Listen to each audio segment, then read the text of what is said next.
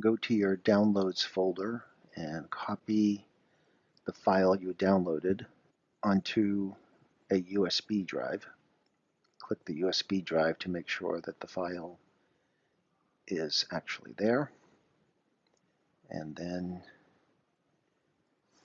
eject the USB drive and remove from your computer.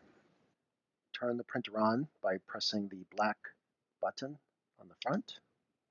Plug in the thumb drive with your bone model on it. Put a thin layer of glue stick where your model is going to be printing. This will help it to stick to the print bed. This glue is PVA glue, the kind of glue stick that kids use in grade school. So it's non-toxic and it's water soluble. So eventually this print bed may become caked with glue. In that case, just rinse it off in the sink and it will wash right off. In fact, it's probably a good idea to rinse it off after each use. So when your model's done and you take it off, then rinse off the plate. When you're done with the glue stick, make sure to move it back down into the tube and to wipe any residue off the outside of the tube.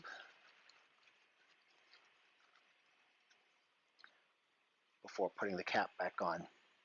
That way it'll keep it nice and clean.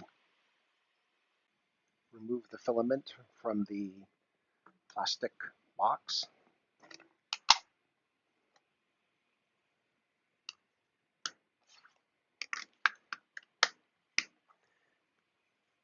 Make sure to seal the box back up so that the desiccant stays dry.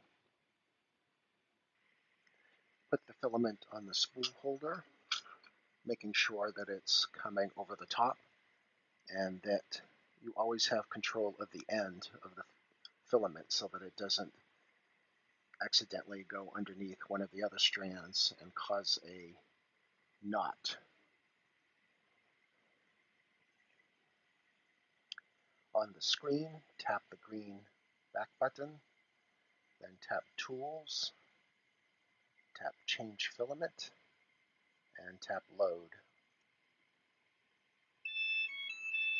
Wait until you hear that beeping sound. Carefully take the filament end from the spool.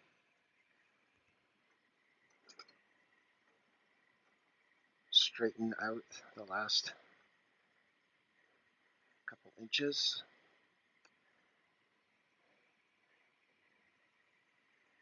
And then just drop the end down the middle of the hole on the top. If you put your fingers right on the hole as the filament enters, you should feel a little tug. That's telling you that the gears inside the extruder are pulling the filament down. And you should see the filament start to come out of the bottom. The filament itself is cool to the touch, but don't touch the nozzle. You'll get burned. It's 220 degrees Celsius, very hot. Once the filament is coming out of the nozzle, nice and smoothly, you can tap Done. And you can just take away the excess filament and throw it in the trash can. Back on the screen, tap the green back button, then tap Build, then tap the middle icon, that's the thumb drive, then tap your model, and tap Build. If you noticed, it copied the file over to the machine, so you can remove the thumb drive now. It's not reading the file from the thumb drive, it actually made a copy over to the machine's internal memory, and that's the version that it's using to start the file printing. If you need to pick any oozing filament off the nozzle, again, don't use your fingers to get too close. Instead, use the long tweezers. The model will begin printing.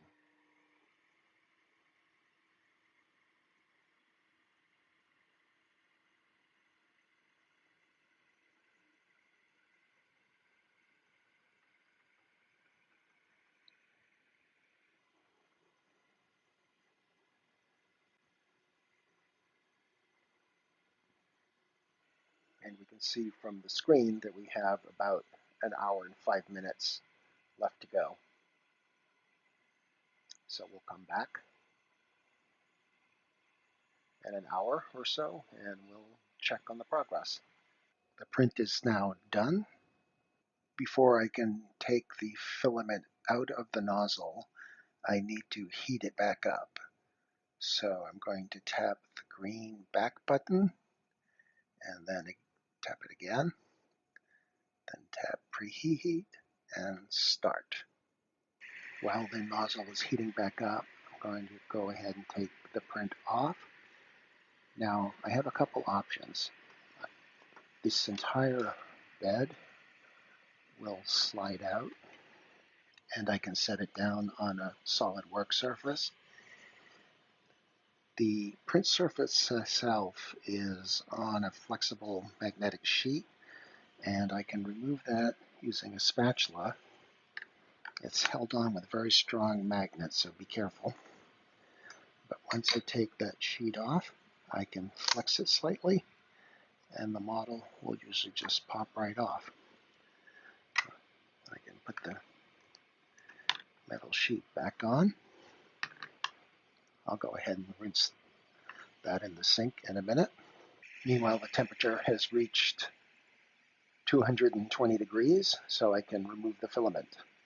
Removing the filament is a two-handed operation, so I can reposition the print head so I have easy access to it. On the side here, there's a lever. So I'm going to push down on the lever and hold it with one hand.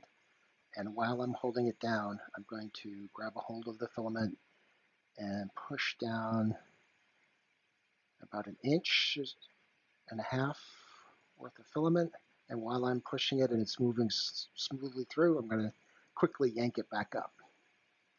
And so what that does is, first of all, holding down the lever separates the gears that are inside here. So it makes a clear path for the filament to come out without stripping any of the filament off in the teeth of the gears and causing a clog. It also, by pushing the filament down, this process moves out any loose residue of filament that's remaining behind in the nozzle pathway. And then when I pull it back up, it leaves the pathway through to the nozzle almost completely clear. So that helps reduce clogs. I'm going to take the spool off the roll and always maintaining control of the end of the filament. Find a hole where you're going to have a nice length of filament to pass it through on the side. Thread it through and pull it tight, and then that's good. The last thing to do is to trim off the end of the filament here so that it will be a nice clean cut for the next person who uses it. And then, of course, put the filament back into the airtight container with the desiccant and seal it up. With the filament spool taken care of, I can now clean out any loose filament that fell through during the removal process, and using the tweezers while the nozzle is still hot, I can grab off any bits of filament that have oozed out. You can also use a piece of paper towel that's been folded over several times so that you don't feel the heat, and just wipe it clean. Now that that's done, I can go back to the screen and tap abort, flick the switch in the middle so that the white circle is on the left-hand side, and then tap start. And it says on the top that it's heating up, but in fact you'll see that the temperature is dropping.